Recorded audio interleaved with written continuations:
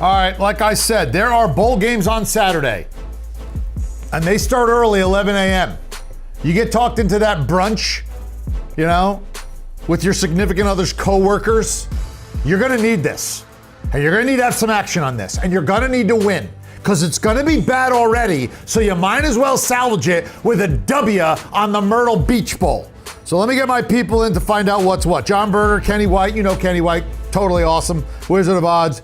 John, every time I see that background, I always feel like wherever John is, it's warm and dusk. Like everywhere he walks, I feel like that's it. Look at that. That is lovely. That is Lovely, lovely. All right, so you get this one. Where do you want to go in this first matchup with Georgia Southern giving 3.5 to Ohio?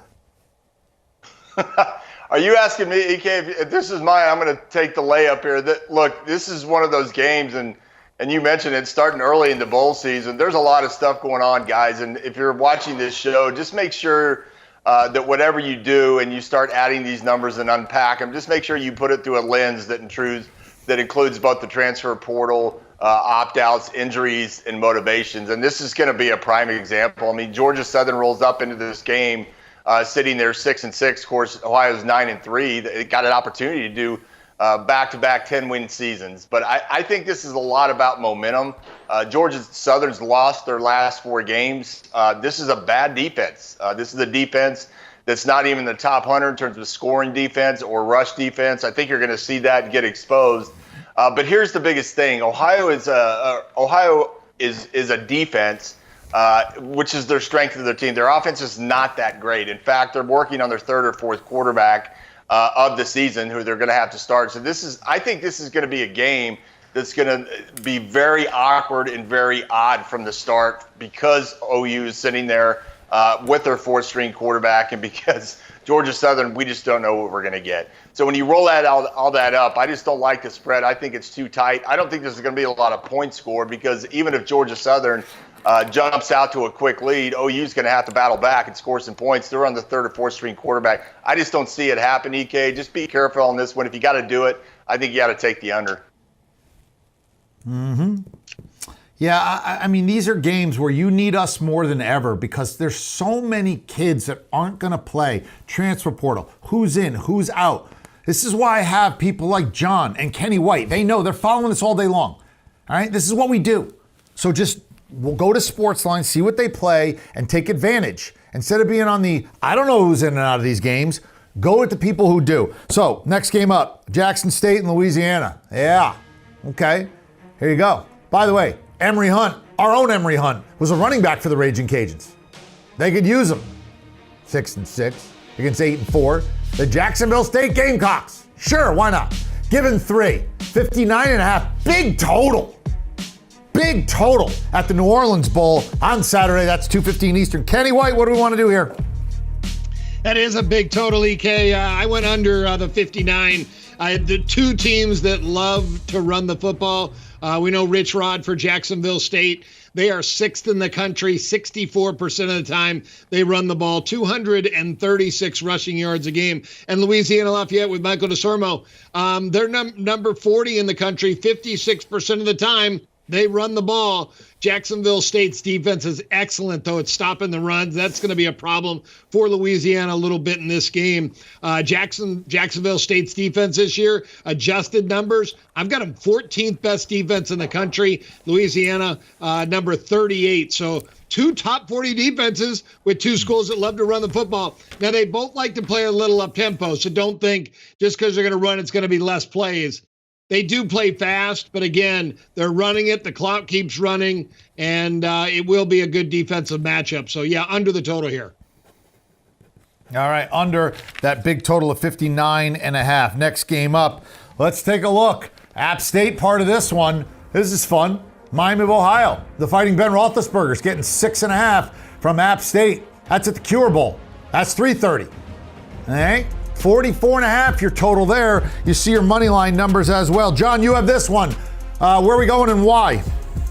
Yeah, we're going to have a lot of fun with this one, EK. This is one I think you can step on the gas and maybe shift into 4th. Miami sitting there right at 11-2. This has been a phenomenal football team the entire season. Coming out get week 3, week 4. I didn't think these guys were going to do much, and they proved myself and a lot of people wrong across the country.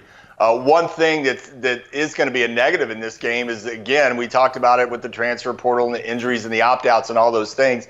Yet another game that's going to be impacted. They're working on their third or fourth string quarterback as well. Miami is going to be able to play defense. They are good against the run. They got a stout front four, so you're going to see that appear. But let's face it, App State, how many times have we seen App State roll up in a situation where you don't really think this is going to be much of a game, and these guys just show up and they roll? And I think you're going to see some of that. I mean, this is a team, momentum play. It's won 5 out of their last 6. That means a lot going into these bowl situations because you get that time off and it's kind of boring. And when you end up in bowl games, you just spend a lot of time kind of driving around on buses and eating. This is a team that's having a lot of fun, won 5 out of the last 6, beat James Madison. You look at their wide receivers and the ability to get the ball downfield. This is something that they can do. They can do against that Miami defense. And when you look at App State, they lost one of their top running backs to the transfer portal. When you add all that up, I think you're going to see a lot of points. I think this over number, the over-under number is just too low. I think a lot of points are going to be scored. I think this is going to be one of the funner games to watch over the next couple weeks. I don't like the spread. It's too big for me, but take the over because there's going to be some points scored. I hear what you're saying and why you're saying it, so we're going to go over there on the Cure Bowl Saturday, 3:30 Eastern. All right, next game. Fresno State, New Mexico State. There you go. Look at New Mexico State. It's a good logo. I don't know exactly what he's doing, but it looks like it's fun. Meanwhile, Bulldogs getting 3.5, 51.5 there. The New Mexico Bowl. Yeah. We watch I've got a lot of the Breaking Bad reruns lately on Netflix, so, New Mexico's been on my mind. Is that where we want to go, however, or is there a different play? Kenny White. Yeah, EK, I'm going with a sentimental play here. Jeff Tedford, head coach of Fresno, he's had to step away from the program because of health concerns. Wish him a speedy recovery in whatever he's going through, and I think his team's going to respond to that. They didn't play well down the stretch. 8-1 start.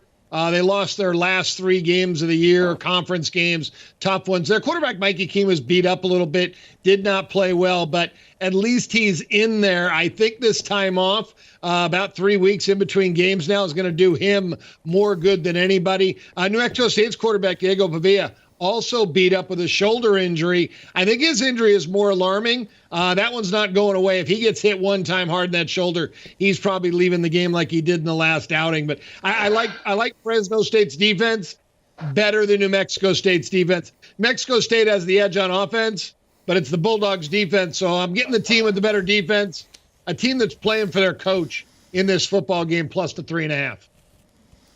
Yeah, motivation is everything. Plus, you're getting that hook, with the 3. Love getting that 3.5 in a spot like this in the New Mexico Bowl. All right.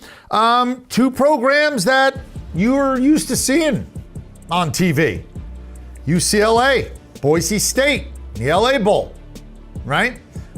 UCLA favored by 4.5 here. 48.5 is your total.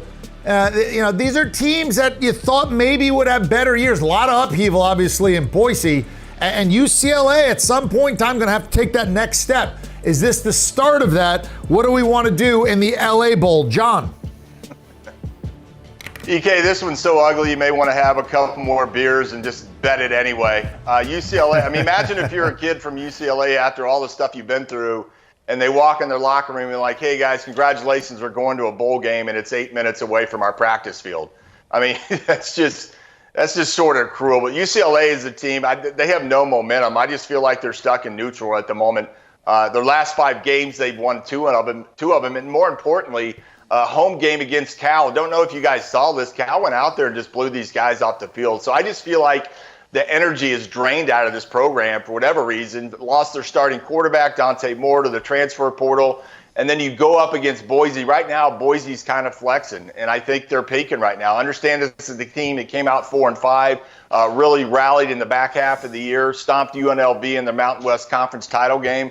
These guys got a lot of edge, a lot of energy, a lot of enthusiasm. I think this game means more to Boise than it does UCLA. I think UCLA is stuck in neutral right now for whatever reason. I think the safe bet here is to take Boise in the points because I think they get it done. All right. Motivation, I love it this time of year. I want to know who's in the transfer portal, who's playing, who's probably, which coaches are getting their guys motivated. Some coaches see this as a vacation. Other coaches see this as it's more about the practice and lead up. Other coaches, it's very important to win the game. It's almost in some ways like an NFL preseason where you want to see a coach's track record in these kind of spots, and you want to see how motivation has worked for these teams. All right, next one, last one. Texas Tech taking on Cal. The Red Raiders and Cal. I mean, you want to talk about the even Stevens. Both teams are 6-6. Cal's 6-6 against the number. Texas Tech is a play away from being 6-6 against the number. Red Raiders given 3. Total 57.5. That's the Independence Bowl. So, Kenny, wrap us up. What do we want to do here? Yeah, kid, another high total, I feel, at 58. I'm going under here.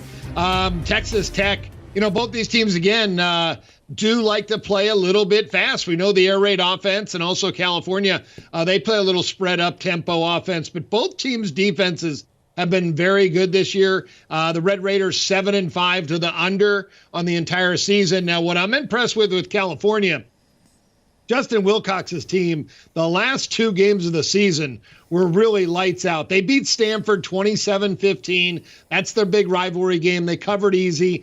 Stanford got on the board first early, and then they completely shut the Cardinal down the rest of the game. And then their last game, John just mentioned it, Cal wiped up UCLA 33-7. It wasn't even a contest. They won from wire to wire, and their defense dominated UCLA all day long. Again, I think this game is played in the high 40s, low 50s. I thought 58 was just a little bit too high. All right, so under the 57.5, maybe a 58 by the time we get to kickoff. Well done, Kenny White, John Berger, getting us all set, everything we need to know. Here's a little happy recap. Yeah. You see, John Berger likes an under, a favorite, and a dog. Kenny likes an under, and a dog. We don't bet a lot of favorites, especially big favorites. That's not how you get winning wagers, and we're about getting you wins.